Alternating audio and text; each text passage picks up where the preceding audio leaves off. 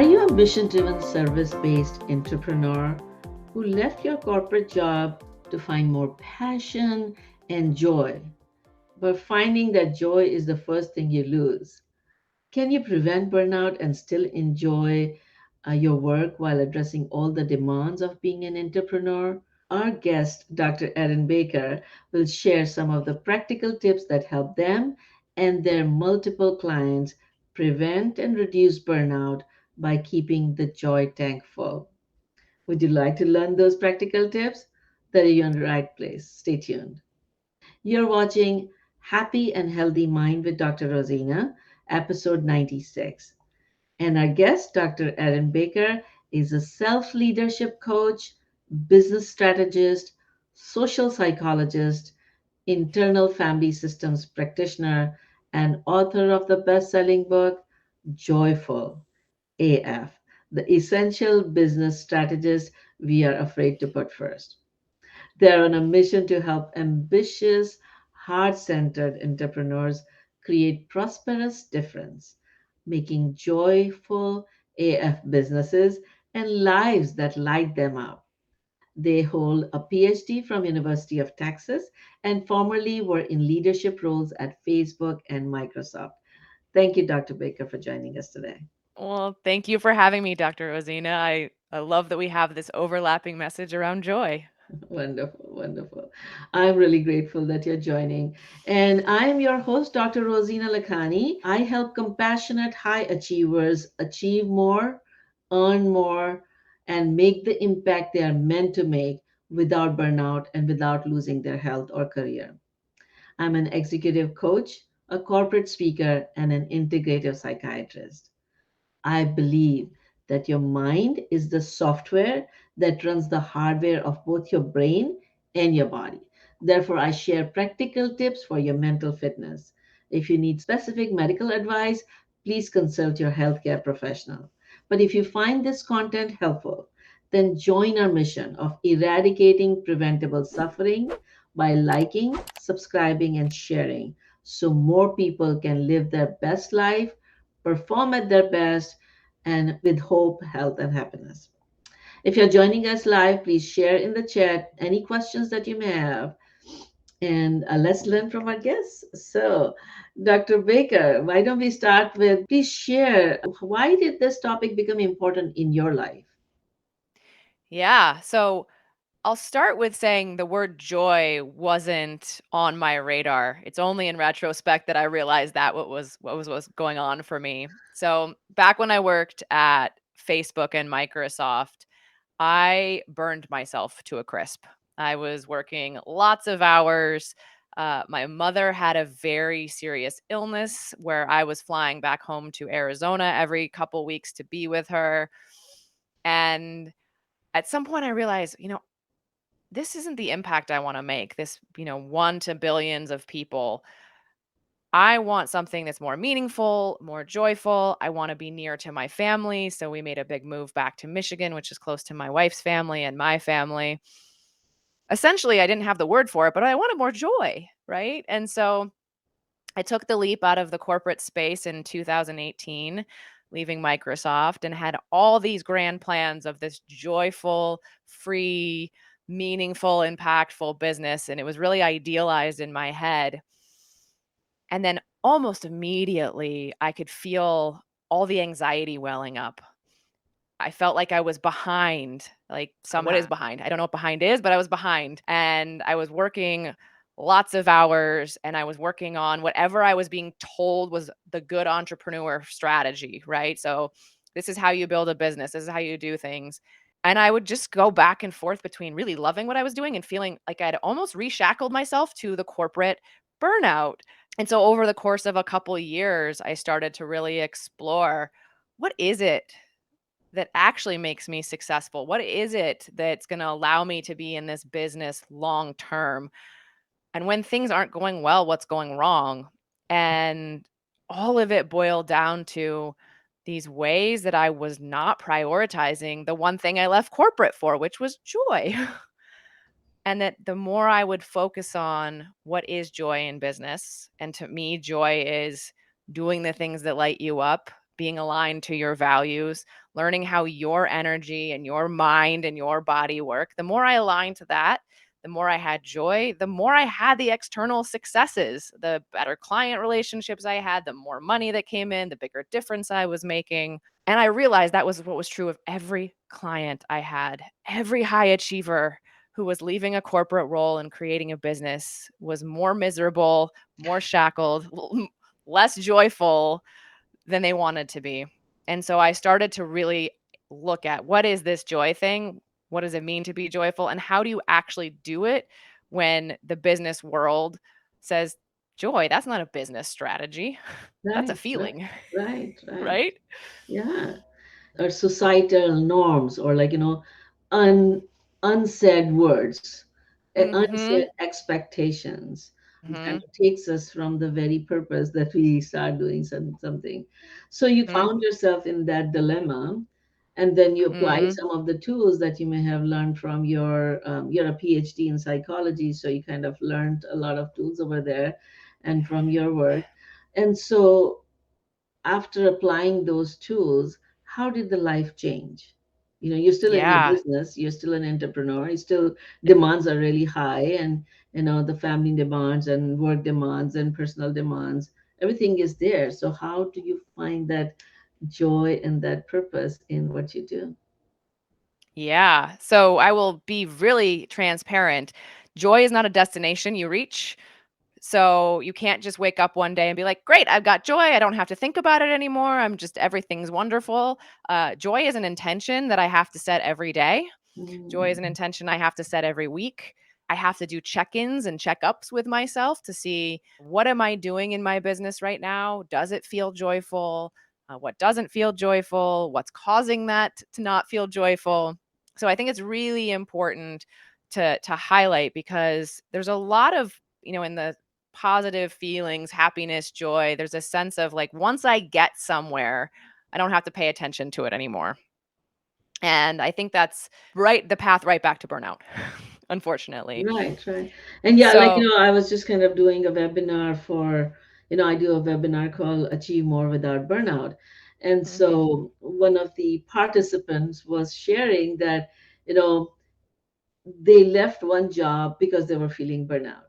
They go to the mhm, next job, the burnout stays with them. It's like, until you change the way you see things, the things that you are dealing with remain the same. When you change the way you mhm, look at things, the things that you look at change.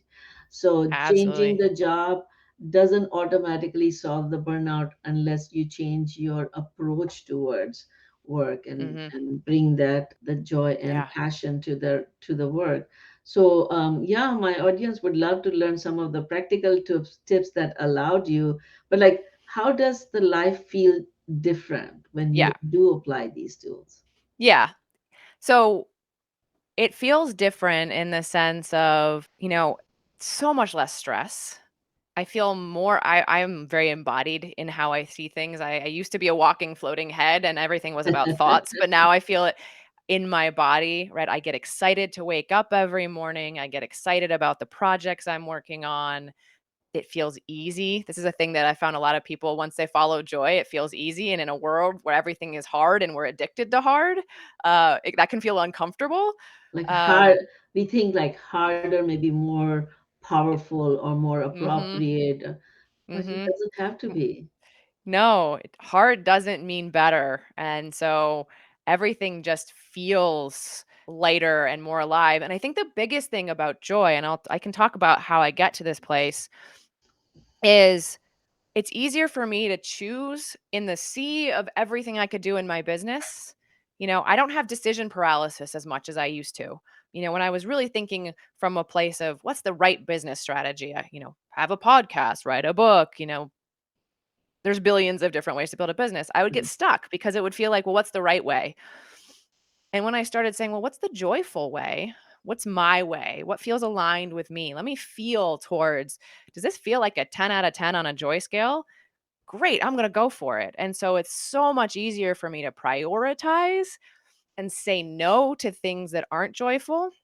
It's also really much easier to notice now when something doesn't feel joyful anymore and learn, okay, there's two options. I can stop doing it, or I can figure out, is there a way to make this more joyful? That's wonderful, So, wonderful. yeah. Yeah, I think it would be so much easier if we can enjoy what we are doing because, we Mhm. spend 8, 10 hours a day working.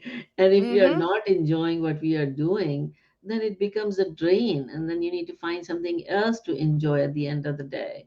So, yeah, Yes. share some tools with us. Yeah. Actually, why don't I be your guinea pig? Sure. I'm a service based, heart Yeah. centered entrepreneur, and I go through exactly what you're talking about.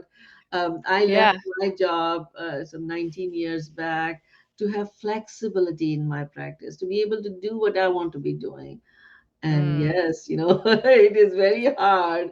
So yeah, teach me some tools that I can apply right away. Yeah. So the first thing I would ask you is to look at everything you're doing in your business right now, and how many of them would your brain automatically say I should? Everything. Ah, see? Right there. Right? That is the first thing that gets us, Yeah. is the way to get back to joy in my mind is to first look at where are all the things that are leaking that joy tank. And anything that you're seeing as a should, question it. Do you have to do it? You know, Yeah, I think that's such a powerful statement. And I just went through, I do my morning journaling. And so mhm, I was just reflecting in the morning and I said, okay, I don't have to do anything that I'm doing, but I choose to. So I mhm, started using the phrase choose to. Like, mhm, I choose to do this podcast and I choose to see the patients and I choose to finish my chart so that the patient get the best service because that makes me feel good. And so yeah, I choose to go for the exercise because it makes me more energetic or more healthy mhm, feeling. And so just feeling like I have to go for exercise, I have to do my charts, I have to do the certain mhm, things. I think that was draining me. So just in the mhm, morning, it is kind of like really great that you're talking about it. Exactly what I was contemplating in the morning. So I use the phrase, I choose to get yeah, out of that, I have to or I should. yeah. I So, think that's a really great way to do it. I also like looking at where are the want tos. Um, and so want to, choose to. The other piece that I think is really important that you sparked an idea for me is there are certain things we do have to do. I have to pay my taxes or right, the government's going to come after me. right. So another thing I like to do is ask myself, what would make this activity that I do have to do more joyful? Hmm. And a great example of the taxes, I have a good friend who hates doing his taxes as well. So what he's decided to do is when he does his taxes, he gets on a Zoom call with his friends and Hmm. they do their taxes together. Wow, So that's a great idea. great idea, Yeah, right? yeah. And so just even asking the question, how can I make this activity more joyful? What would that look like for me?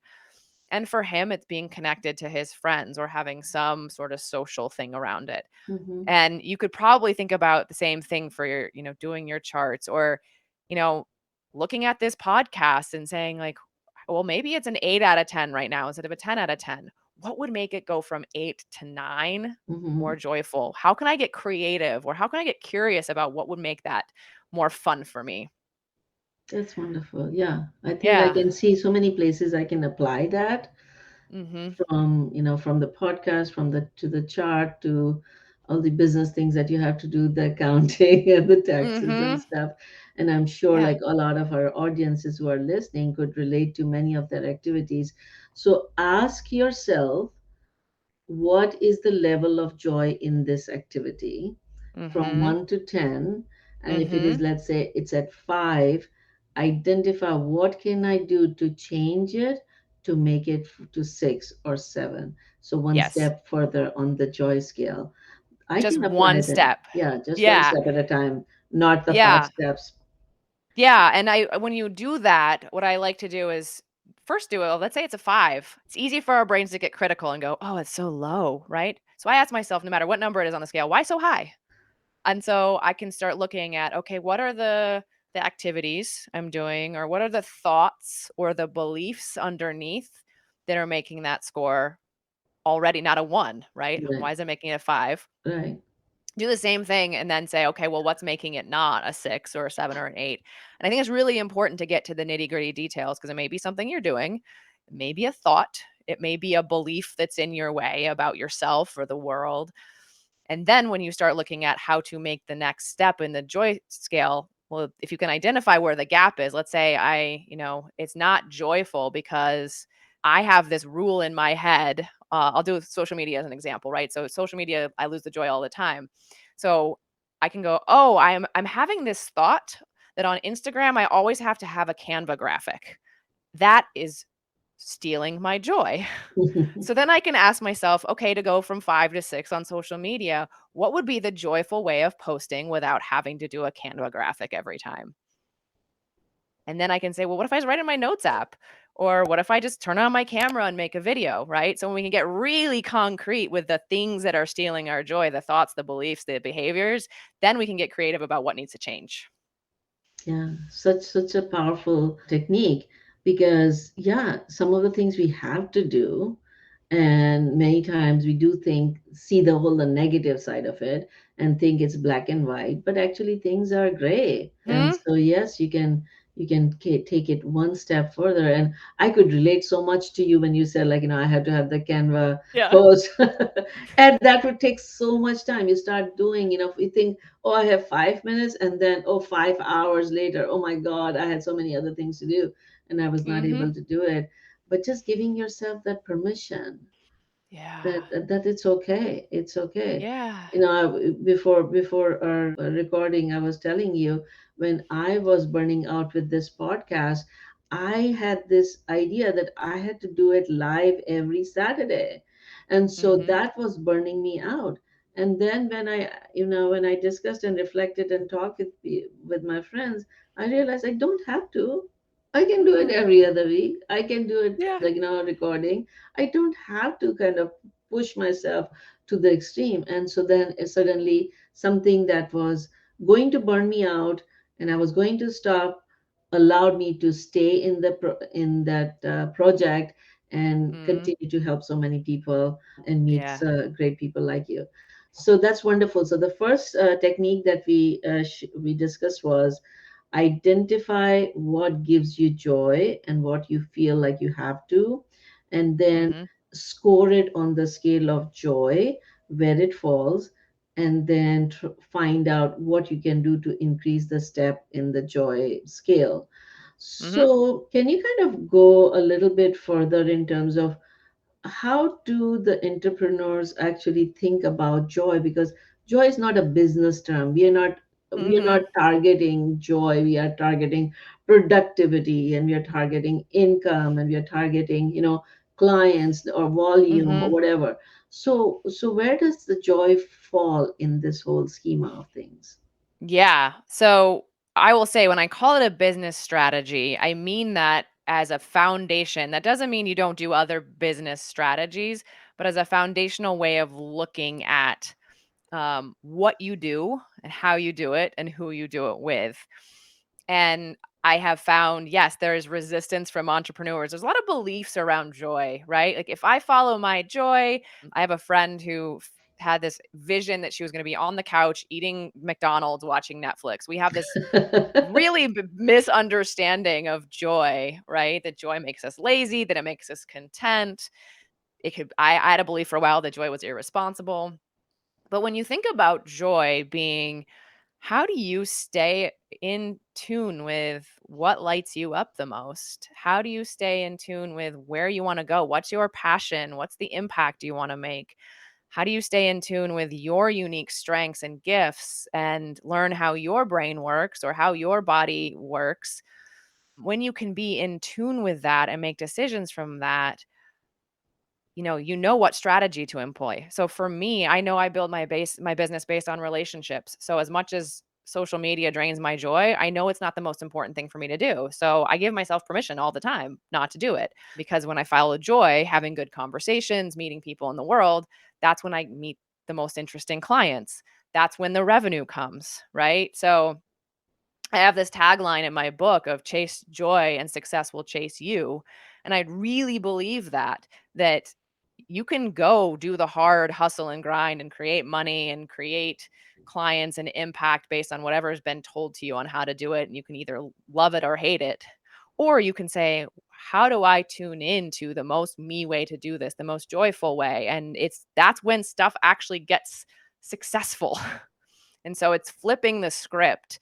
A lot of people are like, let me chase the success and then I'll get the joy. What if you chase the joy and the joy helps you decide exactly what to do and when and with who? And that's what creates the thing that you most want, which is money, revenue, impact, fulfillment, whatever success means to you. Yeah, that's wonderful. Is there any other technique that you Hmm. would like to share Yes. that may help us? Yes. Yeah. So we talk about this joy tank, right? I see joy not like a gas tank where you drive on your joy for a while, you notice you're running on empty, so you take a big rest, which a lot of people think is the way to, recover.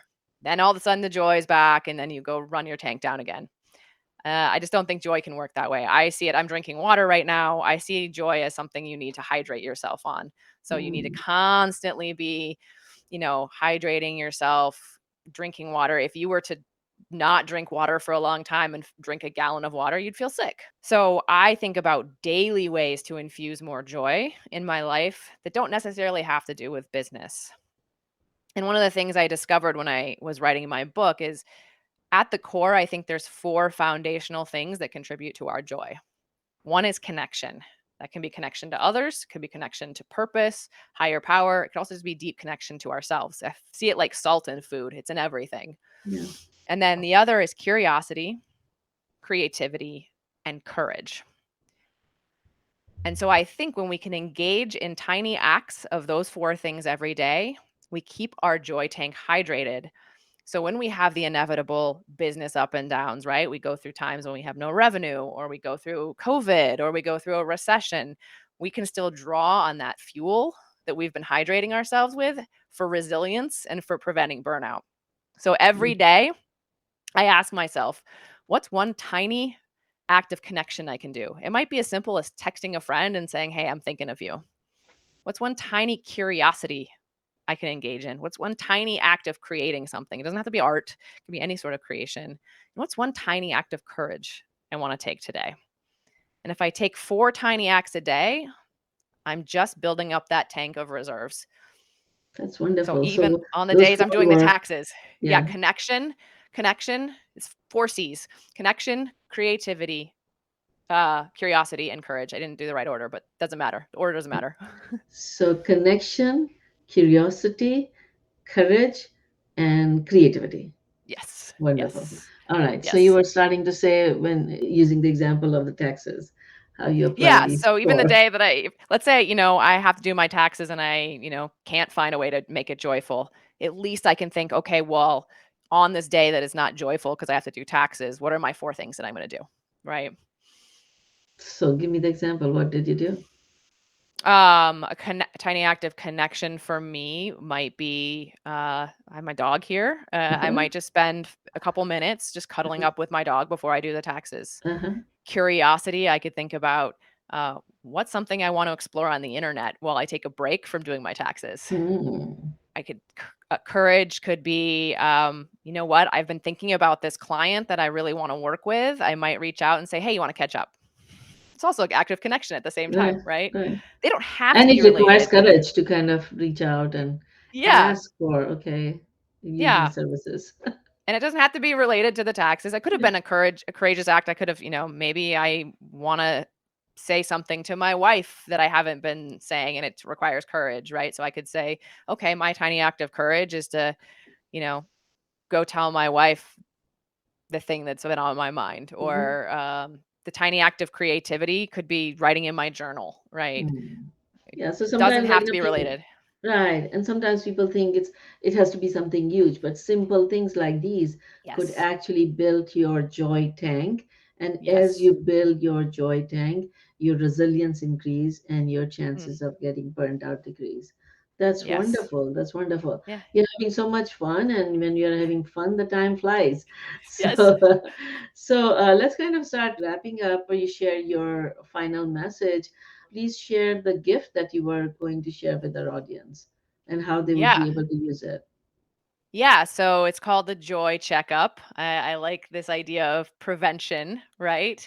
And it really is how you can get down to the nitty gritty of what is joyful in your business and in your life right now. You can take a 30,000-foot view of your business and just look at it that way, or you can break it down project by project, activity by activity, and as you do that checkup, you'll get a really good sense of this is really contributing to my joy. This I should do more of that, or want to do Mhm. more of that. No shoulds, right? This is really draining my joy. Can I drop it, or can I ask myself what would make it joyful? And if you can do that checkup, uh, I do it every quarter. I'll do another one for my year as I get ready for this year. You can really keep tabs because something that you started off the year or off the quarter being joyful may no longer be joyful. And if you're not paying attention, you might get down the line and go, why am I so drained? Oh, I didn't realize that 3 months ago I lost the joy. Mhm. Right? So that's what the joy checkup will allow you to do is get really, really concrete with everything you're doing and seeing where you can increase the joy and where you can prevent more joy drain. Wonderful, wonderful. Yeah, so if you guys want to get this gift, please visit us at happyandhealthymind.com, and at that button of resources, if you click, you'll be able to access all the resources that our guests share, including the Joy Checkup. And if you want to learn more about Dr. Baker, you can visit her website at erinmbaker.com. So ErinMBaker.com. So let's kind of wrap up with what would be your final, take home message for our audience today? Yeah, I will say that my take home message is if it's not joyful, don't do it. Or find a way to make it joyful. We really can create the things we want to create in our world from joy being at the front and center. It is not the path to doom and gloom and laziness. It is the path to sustainable, long term success. And it's easier to put first than you think. Thank you so much for sharing your joy, and that Thank joy you. is showing on your face. And that's why I think it's so important. When I wrote my book, I wrote stress to joy, because we get into Hmm. this stressfulness, and there are steps that you can take to go to joyfulness that allows you to prevent and reduce burnout and Hmm. make the impact that you are meant to make. Thank Yes. you everybody for joining. If you would like to get the reminders and links to these resources, please text us the word joyful, Joyful, to number 38470, and we'd be happy to send you those links. And of course, you can get all these podcasts at happyandhealthymind.com. Let me leave you with this question. Every day is a new opportunity, and you have the choice. Are you going to choose to stay in the drag that you are in, leading towards burnout, or you are going to take this moment to see what you are doing on the scale of joy and work towards increasing the joy in your life? Choice is yours. Until next time, stay safe, happy, and healthy. Thank you, Dr. Rozina here, and thank you, Dr. Erin Baker, for joining us. Thank you.